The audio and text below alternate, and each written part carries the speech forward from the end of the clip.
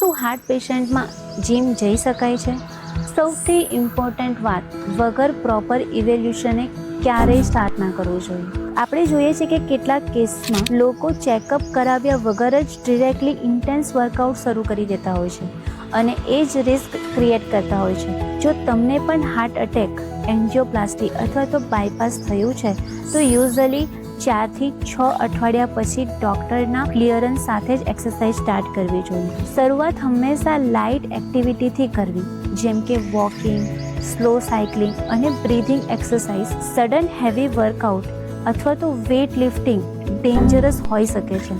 એક્સરસાઇઝનો મતલબ એની બોડી બનાવવી નથી, હાર્ટને ધીરે ધીરે સ્ટ્રોંગ બનાવવું છે. જો વર્કઆઉટ વખતે છાતીમાં દુખાવો થાય અથવા તો ચક્કર આવે તો તરત જ સ્ટોપ કરો અને આ વિડીયોને શેર કરો.